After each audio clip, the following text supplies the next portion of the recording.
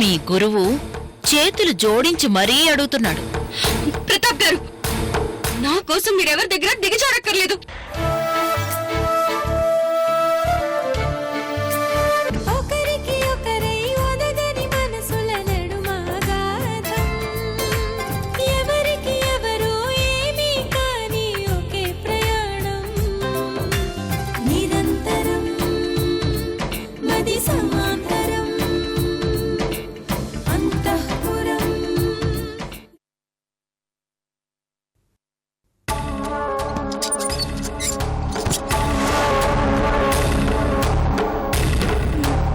మీరేంటో మీ హోదా ఏంటో మర్చిపోయి మృణాల్నికి ఎంతకలా సరెండర్ అవుతున్నారు. అంత అవసరం ఏమొచ్చింది? నా హోదా కన్నా నీ క్షేమం నాకు ముఖ్యం శశిరేఖ. నా క్షేమమే కావాలనుకుంటే మృణాల్ని మీద ఎదురు తిరగండి, అంతేగాని సరెండర్ అవటం కాదు. శశిరేఖ, నేను నీ క్షేమం కోరుకునేవాణ్ణి. మృణాలని నాతో గొడవ పడితే నేను ఫేస్ చేయగలను, కానీ తను నీ జీవితంతో ఆడుకుంటుంది. అందువల్ల నీకు నష్టం కలుగుతుంది. ఇదే ఈ భయాన్ని ఆ రాక్షసి అడ్వాంటేజ్ గా తీసుకుంటుంది. నాకేమైపోయినా పర్వాలేదు, నా గురించి మాత్రం ఆలోచించకండి. అలా ఎలా ఆలోచించకుండా ఉంటాను? అది నా బాధ్యత.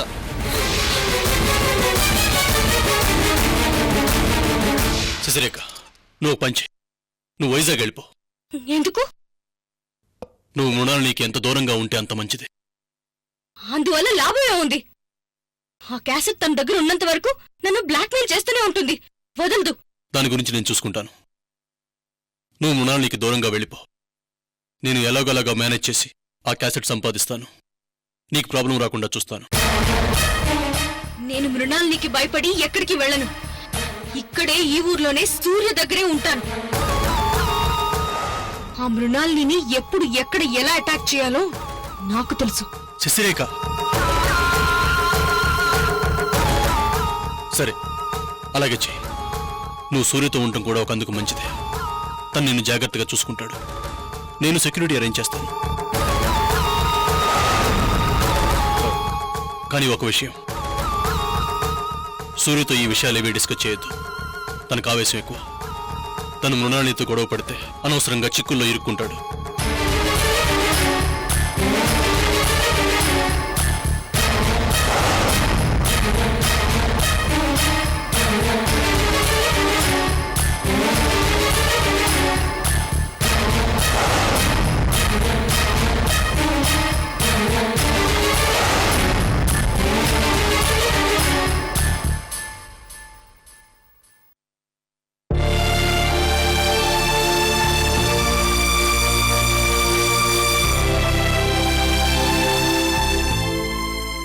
మీరంటే మా మేడంకి ఎంత ఇష్టమో. చెల్లి చెల్లి అంటూ మీ గురించే ఎన్ని గొప్పలు చెప్పేదో. మొన్న హాస్పిటల్లో పడే వరకు రోజు మా మేడమే మీ ఫోటో క్లీన్ చేసి దండ వేసేది. మా మేడం హాస్పిటల్లో ఉన్నప్పటి నుంచి ఆ డ్యూటీ నేను తీసుకున్నా. ఎలాగైనా నన్ను మెచ్చుకొని నా జీతం 1,00,000 రూపాయలు పెంచకపోతుందా అన్న ఆశ.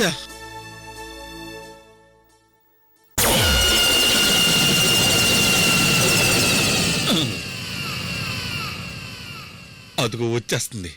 అదిరిపోయి యాక్టింగ్ చేసి మేడం దగ్గర మార్కులు కొట్టేయాలి. 1,00,000 రూపాయల జీతం కొట్టేయాలి.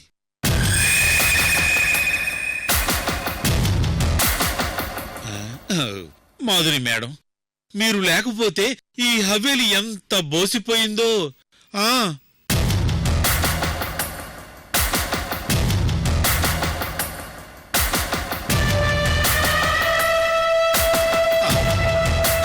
మాధురి మేడం, మీకొచ్చిన ఆ మాయిదారు జబ్బు నాకొచ్చినా బాగుండే అని మా మృణాలిని మేడం ఎన్నిసార్లు బాధపడిందో.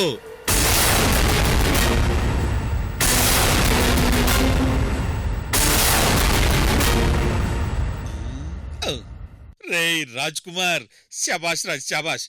యాక్టింగ్ చింపేస్తున్నావుగా. మేడం జీతం పెంచడం గ్యారంటీ. దేవుడు మా మేడం కొరకు తీర్చినా బాగుండేది.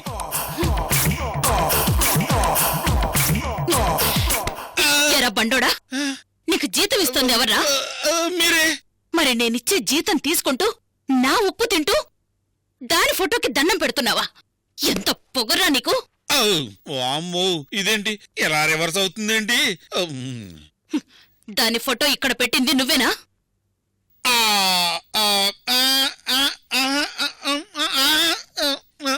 తీసేయ్, వెంటనే దాని ఫోటో ఇక్కడి నుంచి తీసేయ్. అలాగే మేడం.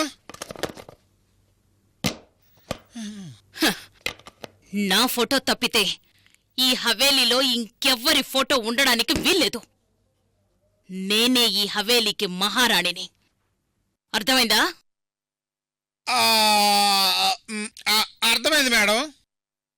తోక జాడిస్తే నీ ఫోటో కూడా ఇలాగే దండ వేస్తాను. మారిపోయింది, పూర్తిగా మారిపోయింది. ఒకప్పుడు మా మేడం కనిపిస్తుంది.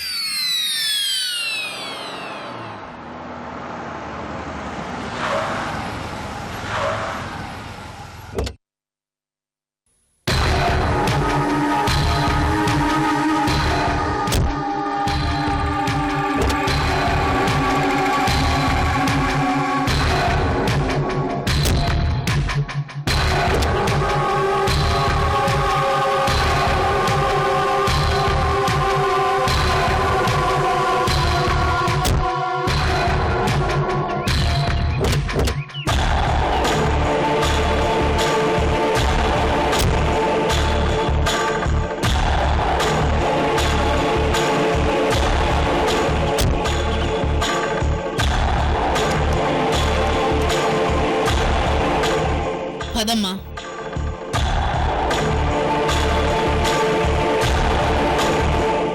రూపమ్మా, మీరిక్కడే ఉండండి. బాబుకి దిష్టి తీయాలి. నేను ఇప్పుడే వస్తాను. వర్ధనమ్మా, వర్ధనమ్మదంతా చాదస్తాం. చాదస్తం కాదు, అది పద్ధతి. మనం వస్తున్నట్టు ఇంట్లో చెప్పలేదా? చెప్పాను. మరి హడావిడేది? హవేలీ వారసుడొస్తుంటే సందడేది?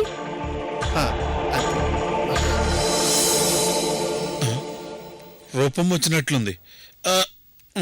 ఇప్పుడు నేను వెళ్తే ఏవిడేమంటుందో. హవేలీలో మళ్ళీ మిలిటరీ రూల్ వచ్చినట్టుంది.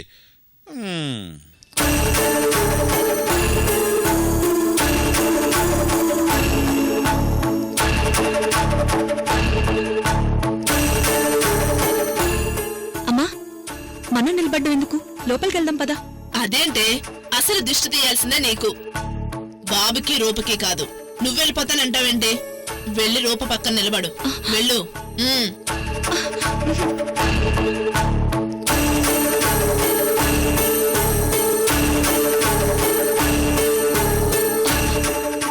అలా ఎలా నిలబడతాను? ఏమనుకుంటుంది? ఏమనుకోవడమేంటే, నువ్వు కూడా బిడ్డకు తల్లితో సమానం అందిగా. ఏదో ఓదార్చడానికంది, మాట వరుసగా అలా అంది. నీ వరస చూస్తుంటే నీ బిడ్డను శాశ్వతంగా రూపకు అప్పచెప్పేలా ఉన్నావే.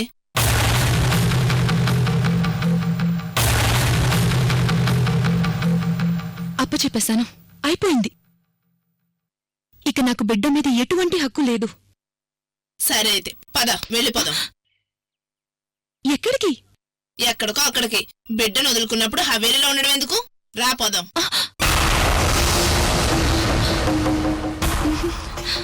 అయితే వెళ్ళు.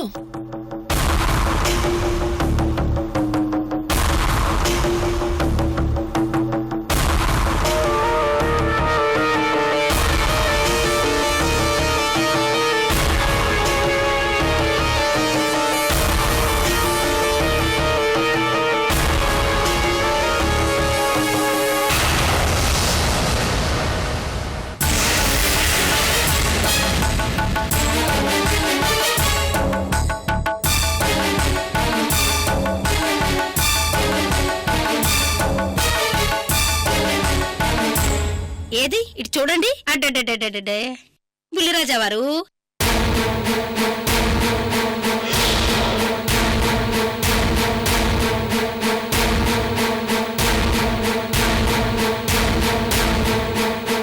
దిష్టి తీవర్ధనమ్మా, ఆగిపోయావే.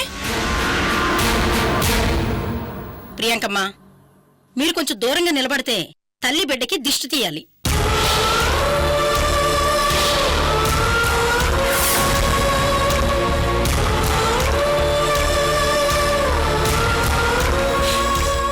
పర్లేదులే, తన పక్కనుంటే ఏం కాదు, నువ్వు కానీ. అదేంటమ్మా పెద్దవారు అన్నీ తెలిసి అలా అంటారు? రూపమ్మ శుభంతో ఇంటికొచ్చింది, ప్రియాంకమ్మ అశుభంతో ఇంటికొచ్చింది. తేడా లేదా?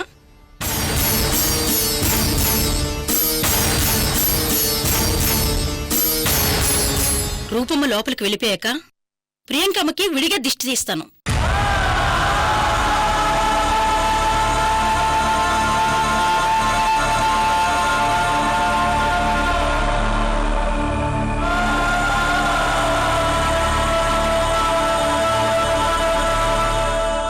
ప్రియాంక,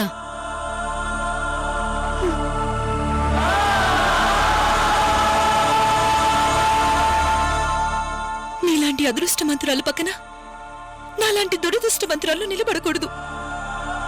వర్ధనమ్మ చెప్పింది కరెక్ట్. నన్ను వెళ్ళని అక్క. ప్రియాంక, నన్ను దురదృష్టవంతరాలు అవ్వకుండా కాపాడింది నువ్వు.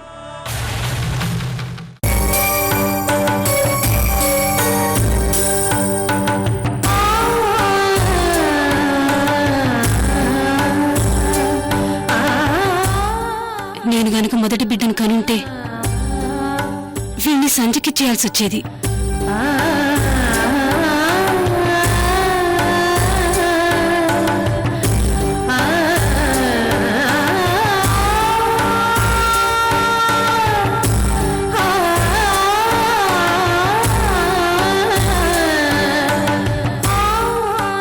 అదే జరిగితే నీలాగా కుమిలిపోతూ ఉండేదాన్ని. నేను అమ్మా అని పిలిపించుకోవటం నువ్వు పెట్టిన భిక్షే చెల్లి. రా, ఇలా రా.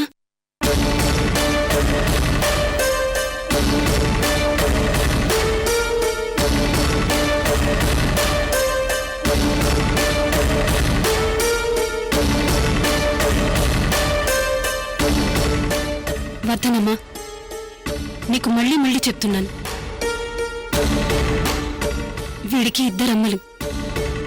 ఈ ఇద్దరమ్మలకి వీడే బిడ్డ. సందీప్, నీకేమన్నా అభ్యంతరమా?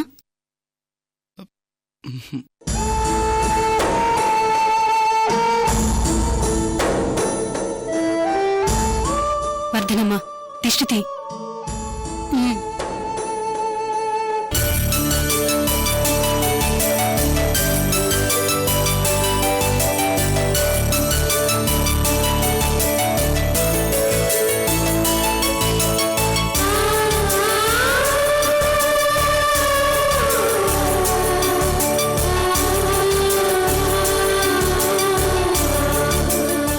కుడిగా లోపలికి పెట్టి లోపలికి వెళ్ళండి. పద.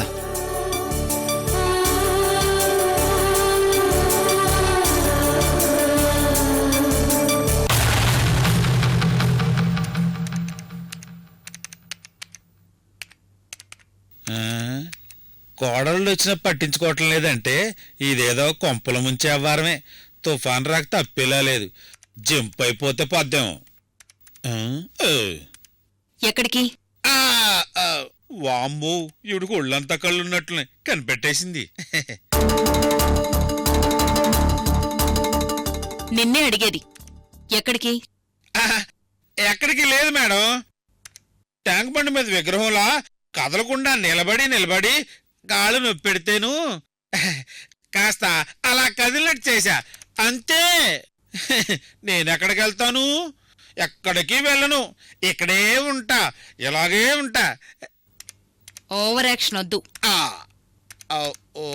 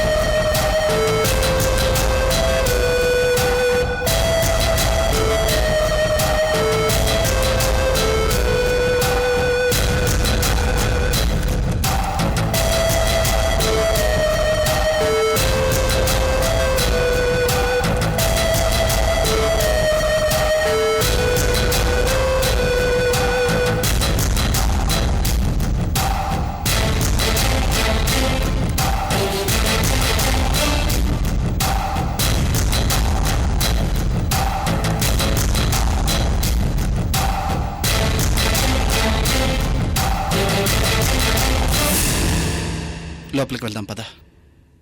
అదేంటి బాబుని అత్తయ్యకి చూపించి దీవెనలు తీసుకోవద్దా? ఇప్పుడు బిజీగా ఉంది కదా, తర్వాత చూపించొచ్చులే.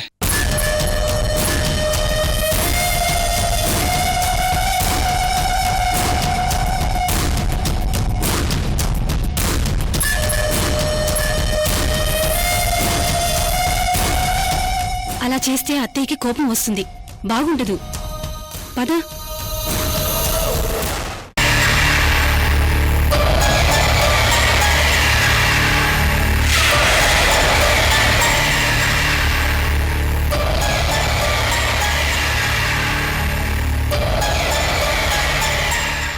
పద.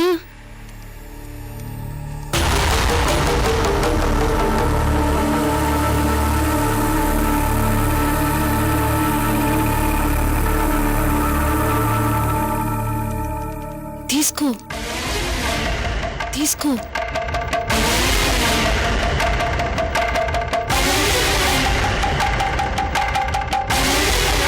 ప్రియాంక, నువ్వు వెళ్ళు.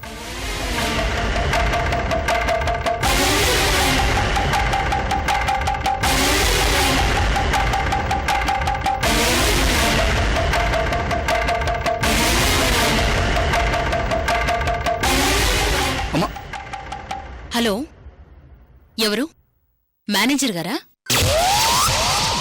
ఆ? మొబైల్ రింగ్ అయినట్లే లేదు, అలా ఎలా మాట్లాడుతుంది?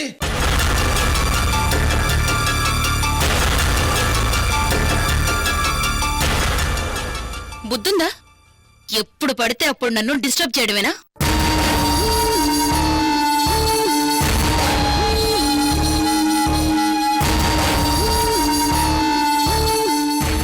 కామన్ సెన్స్ ఉండాలి. వయస్సొచ్చింది, ఎందుకు? ఏం ఘనకార్యం చేశావని, ఏం సాధించావని?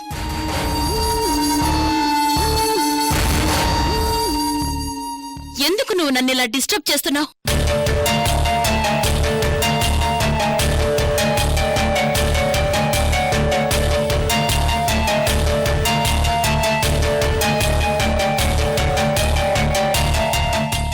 సందీప్, ఏంటి? నాకేం కావాలో, నాకేది ఇష్టమో అది తెలుసుకో. అది సాధించి చూపించు. మెచ్చుకుంటాను, నీకు సన్మానం చేస్తాను. హ, అంతేకాని చిల్లర విషయాలు నా దగ్గరికి తీసుకురాకు. I hate it. ఎప్పటికి తెలుసుకుంటావు? ఎప్పటికి బాగుపడతావు? హ్మ్, ఇంకోసారి నువ్వు ఇలా నన్ను డిస్టర్బ్ చేయడానికి ట్రై చేస్తే ఏం చేస్తానో నాకే తెలీదు. నాకసలే తిక్కెక్కువ.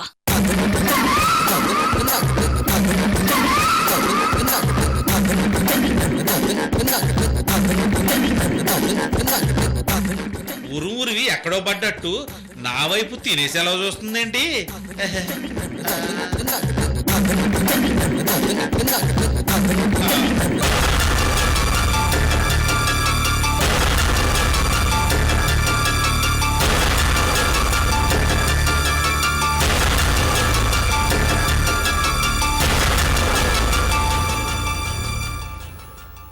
సందీప్, అంతేనా? నీ ధైర్యం అంతేనా? అమ్మ కోసం అంటూ మా కాళ్ళు పట్టుకుని బతిమాలి తల్లుల్ని చేశావుగా.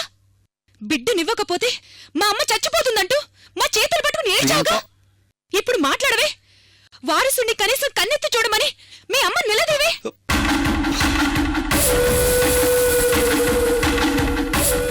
ఏంటి నోరు లేస్తుందేంటి?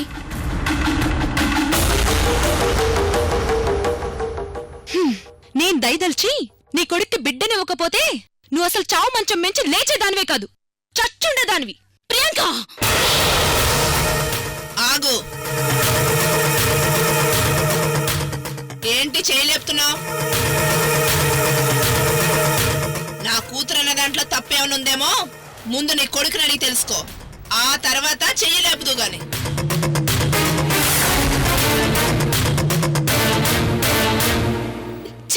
అత్తయ్య గొడవద్దు ప్లీజ్, మీరు లోపలికి వెళ్ళండి. అమ్మతో నేను మాట్లాడతాను. అంత సీక్రెట్ గా మాట్లాడాల్సిన అవసరం ఏంటి? రూపా, మాముంది మాట్లాడొచ్చుగా. అడిగేదేదో మాముంది అడగచ్చుగా. అడగడం కూడానా? ఆయన గారికని దమ్ములే ఉంటే మన బ్రతుకులు ఈ రోజు ఇలా ఉండేవే కాదు. ఆపండి. రేయ్, ఇంకొక క్షణం వెళ్ళు నా కళ్ళ ముందుంటే ఏం చేస్తానో నాకే తెలీదు. వెళ్ళిపోమను. వీళ్ళనిక్కడి నుంచి వెళ్ళిపోమని చెప్పు. అమ్మా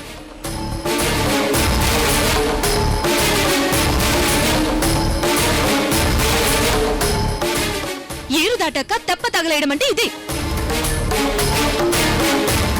తల్లి కొడుకులకి ఇప్పుడు మనతో పని లేదు, అందుకే ఇలా అవమానిస్తున్నారు. ప్రియాంక